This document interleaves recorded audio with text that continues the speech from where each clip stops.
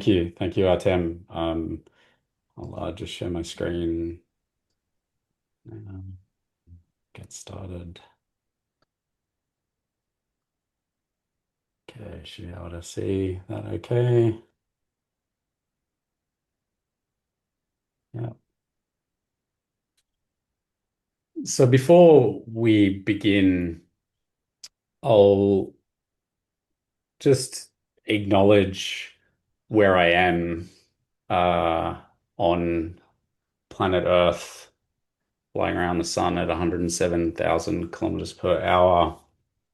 And I'm coming to you from the unceded lands of the Bidjigal clan of the Darawal Nation, and acknowledging this land, the country that I live and learn from, is an important part of the ecologies that we're part of. And it's also important for me in recognizing a extraordinary lineage of scientists and storytellers and governance experts that have lived in symbiosis with the ecology on this continent for tens of thousands of years, acknowledging the elders that I've learned from that continue to steward country, those that have passed, and many that are still emerging. And I want everyone just to take a brief moment to reflect on where you are, where your place is, the ecology that you're part of, whether you want to close your eyes, take a deep breath in and just let it out. And over the past day or so, you've smelt the air, you've come across trees, sounds, maybe birds, other animals, all part of a living ecology that helps us to live ourselves.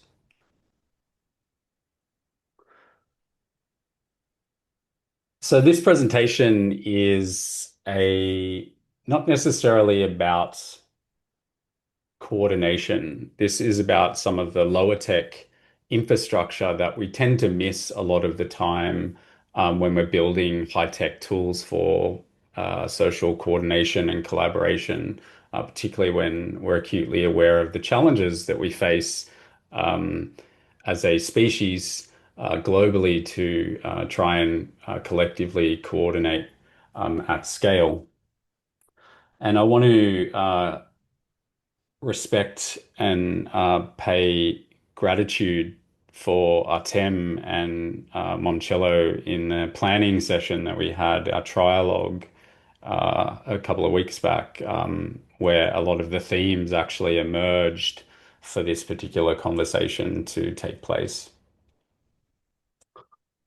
So about me, I've got a pretty diverse career. I started my career 14 years ago when I was kicked out of school as a bricklayer and builder, transitioned into social sciences, have had lots of different meanderings into different fields, and now have found myself consolidating a long arc of research that I've been interested in around human uh, coupling between humans, how we build coherence, attuned to each other in physical space, but also in digital space.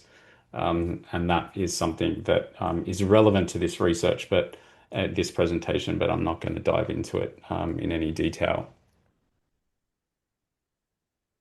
So at first, just a brief reflection question. You don't have to share an answer.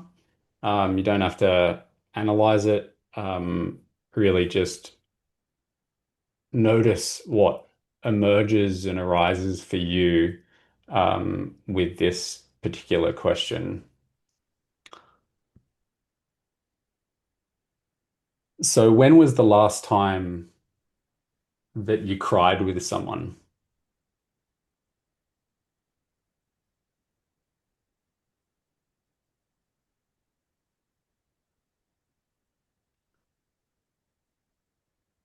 And just notice what that question might have invoked or touched in you, a memory, a person, a moment, a discomfort, maybe. That moment of crying with someone is a form of relational coherence that we build in our nervous systems. And when we build that coherence in that moment, it's two nervous systems essentially dropping defenses and meeting in a shared reality. And I'm not necessarily saying that here that crying is like a prerequisite before we design a governance protocol or dive into some crypto economics or design our decision-making processes. But maybe if you want to fast track trust in communities, in teams, it's certainly probably much more effective than some of the kind of sociocratic processes or quadratic voting for that matter. So we tend to think of coordination as something that happens through our tools and our processes, our designing of incentive systems, formal mechanisms when it comes to our communities.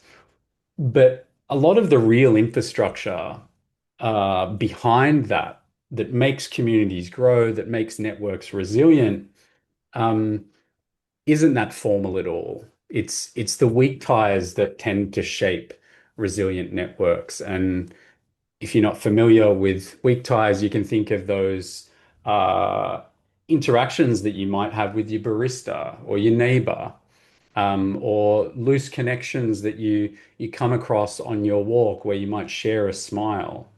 And a lot of the research, particularly over the past decade, has shown how important those types of connections are. You don't need to know the person intimately, but just those subtle little micro interactions, the sharing of some emotional bandwidth, the casual familiarity actually builds extraordinary resilience. And a lot of the research has shown how there's correlates to well-being, ability for communities to adapt to shocks and crisis and things like that. So weak ties should be considered as civic infrastructure. So this is a milk crate out the front of my house that you see here.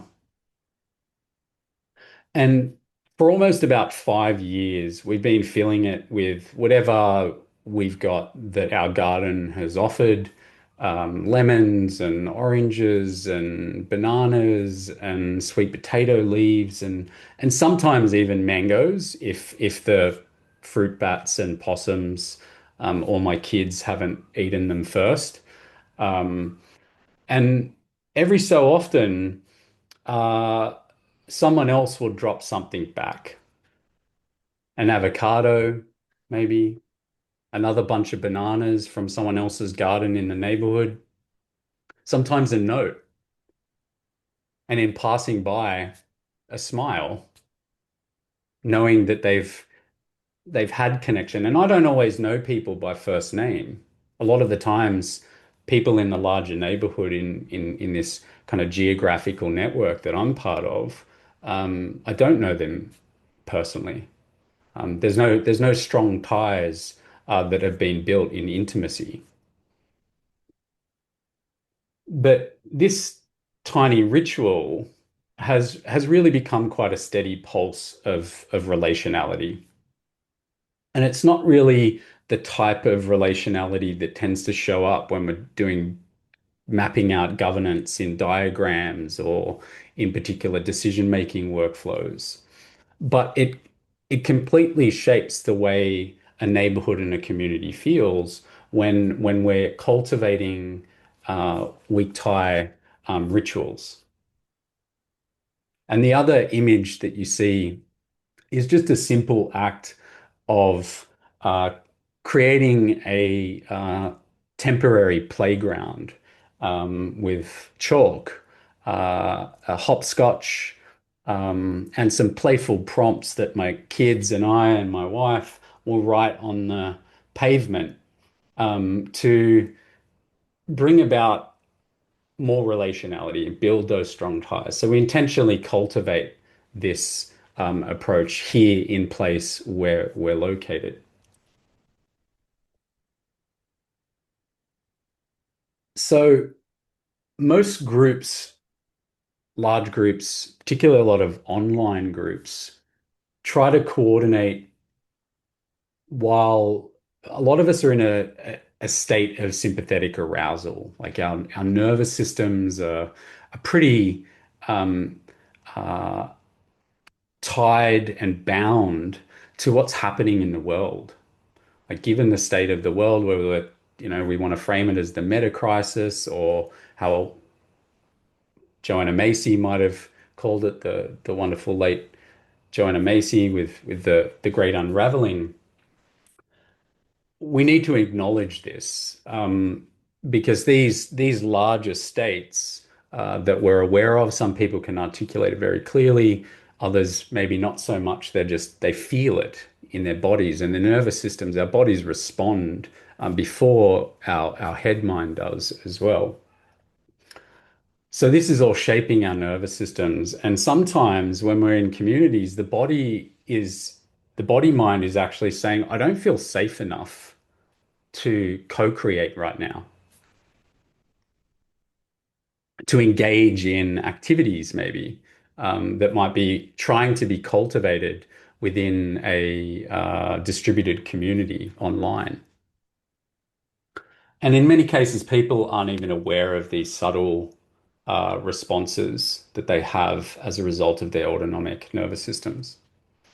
And no real tools can override that, at least not yet. But we can certainly design, or the great simplification from Master Nate Hagen's. So we can design affordances for this, which I'll touch on a little bit in a moment.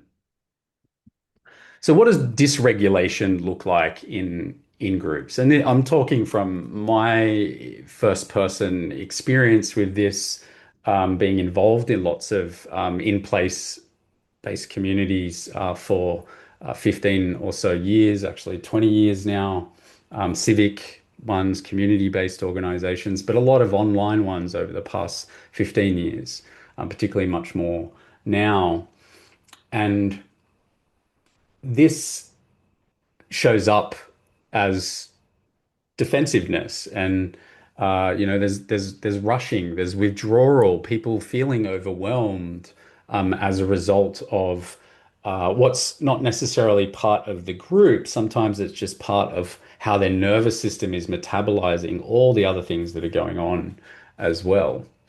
And a lot of the tools that we use are not quite equipped a lot of the time either, because they're not designed for bodies. They actually come from a paradigm that we're all kind of trying to compost in our own different ways, that is driven by extraction and growth and productivity and extrinsic incentives to get people to behave in certain ways. And these tools are shaped by these hegemonic or dominant worldviews as well. And that's implicit to the design of these tools. The technical architectures even come from this paradigm. And it's something to be intimately aware of, that sometimes the tools that we're designing to actually help actually amplify dysregulation. So shifting from this and designing for bodies and ritual and rhythm is important. Place regulates us. We have to reflect that for a lot of our evolutionary history as a species, we were connected to place, we were connected to the river, we were connected to the trees, and that's such an important part of biopsychosocial physiology that we're not necessarily designing a lot of our technical infrastructure to match that in many ways. And this is some examples from some of the work that I've done over the years, running a social venture called Tethics, which was specifically focused on technology ethics. And this is an example of designing for spatio-temporal experiences. Using, in this example, a platform called GatherTown, which some of you might be aware of. There's other ones, another one that I do believe is much better called Work Adventure, very powerful. And even the Matrix Protocol team have been working on another spatial platform called Third Room, although that's actually 3D and navigating three dimensions actually creates its own challenges as well. But these types of affordances enable and shape tempo, attention, breath, posture, orientation, so you can design more effectively for bodies, for nervous systems, design for place, because a lot of our online spaces don't have place.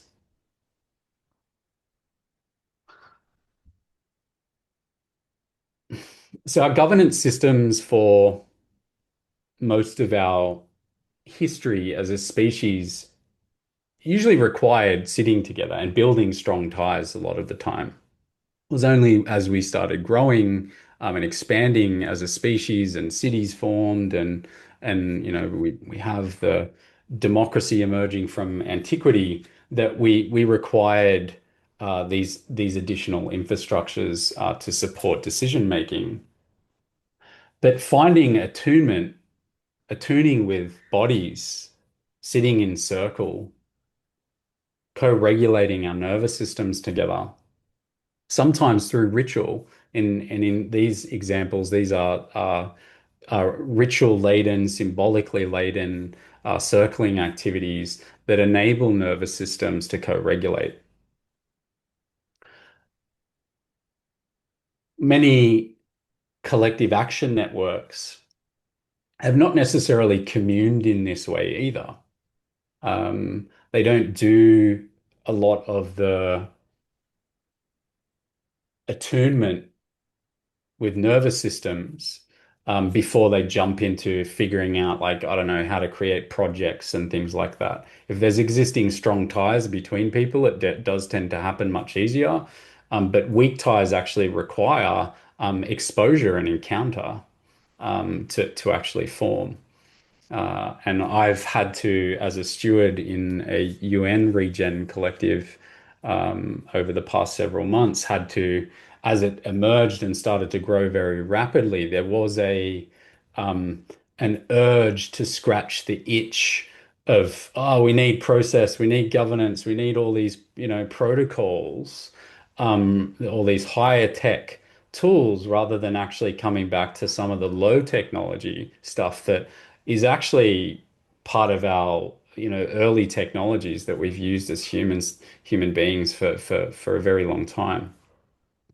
So cultivating coherence at the nervous system level is important to enable shared decision making.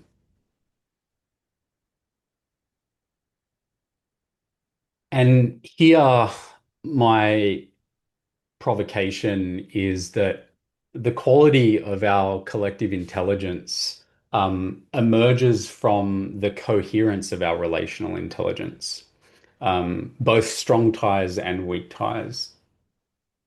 Relational intelligence is the infrastructure of sense and meaning making, with bodies, nervous systems co-regulating that are also attuned to place. And I'll come back to that regularly, that being grounded where you are, acknowledging the ecologies that you're part of in place actually supports your own relational intelligence, because you are not just you. You are a complex multi-organism. whether we're talking about the gut microbiome or, the bacteria that it's on our skin as our largest organ. These are semi-permeable membranes essentially that support relational intelligence, not necessarily at the head mind, but much more at the body mind. So both strong and weak ties matter. And collective intelligence is a function of this foundation. But we're ultimately still working from maps of the world, our concepts, our models, that inform how we build technologies, higher technologies, that are based upon subject-object relations to the territories that we're part of. And this is a residue of colonial history, and the Enlightenment period and the ways of relating to the world. And here, where I am, here in Australia, on Bidjigal country, we have relational ways of making decisions in First Nations cultures, that have been cultivated over tens of thousands of years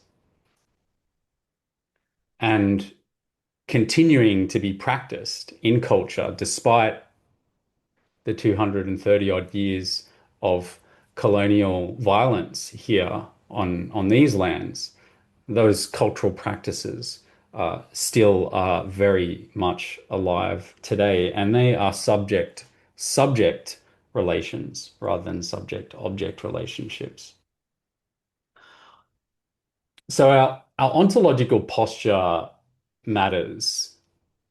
So how we see ourselves as being in the world and in relation to the world matters a lot. And I'm bringing this up as a something that was shared by John Alexander, who many of you probably know, who wrote the book Citizens and has shared a lot of really brilliant insights. And when he shared this image with me or on LinkedIn, and I came across it, I was like, "There's something that is not quite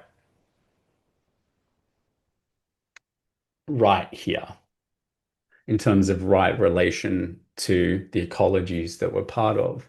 So something felt incomplete because the patterns I've kept seeing over the past 15 plus years, in civic tech, in community governance, in movement organizing, much of what came from my involvement with Occupy in 2011 and into 2012 here in Sydney, was that we're we're not failing necessarily at the citizen level.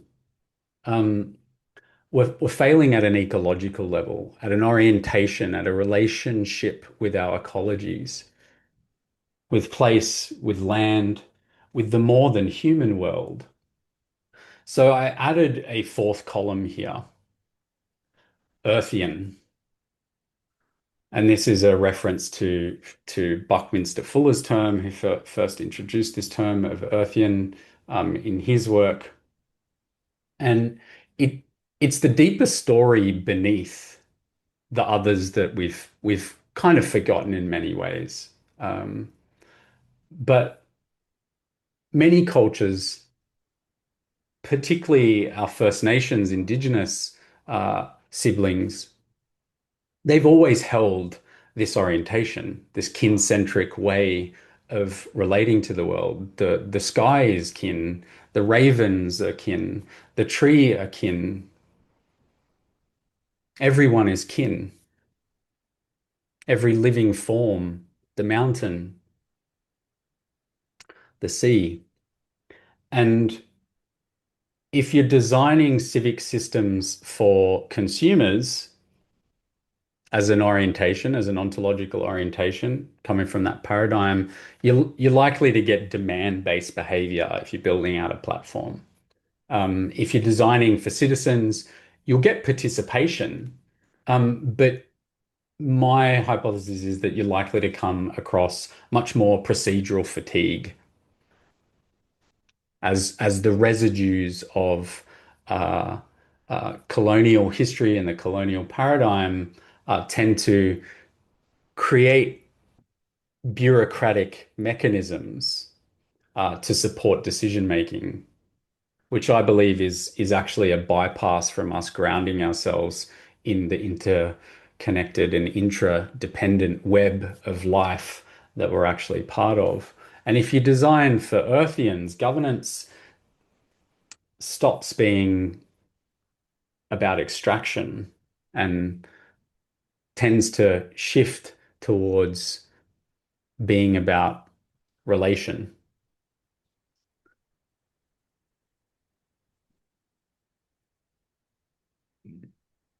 So when we put coordination tools into dysregulated groups, it tends to accelerate fragmentation, particularly because of the larger uh, trends that are shaping the way we think and be and relate and make in the world, as I covered earlier in the presentation.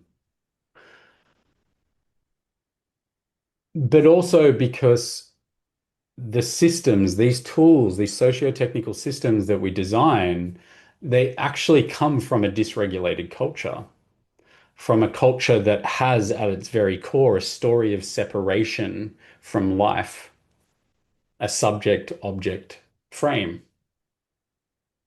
And you can put the same tool in a regulated community where there's relational coherence amongst the groups, and you'll likely accelerate alignment because people have built strong and weak ties in that community. And they tend to have rituals and rhythms that support nervous system co-regulation.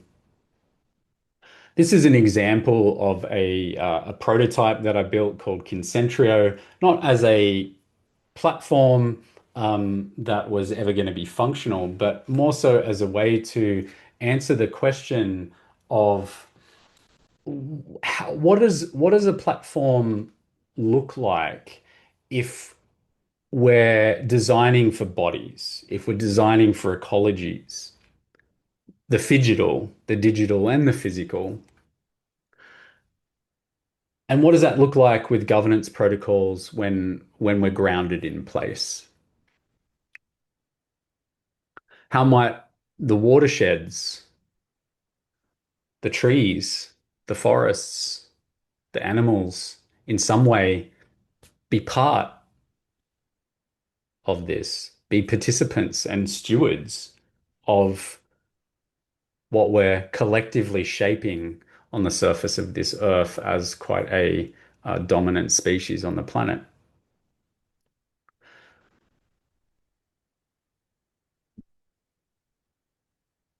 So, integrating the low tech with the high tech um, is important. But the relational coherence and the relational intelligence needs to be seen as a primary in a lot of our work. The high tech can extend that, and it's not an either or, it's a both and. It's messy when we're doing this, but the point of this is to extend how we see our relationships beyond just our human relationships into the more than human world. Because if we're designing governance systems that are disembodied, how is that going to match for our needs in a world where we are embodied?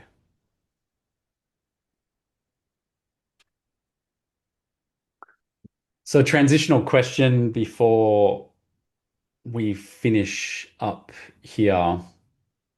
What's the digital version of a potluck block party where a lot of weak tie relationships find their encounter?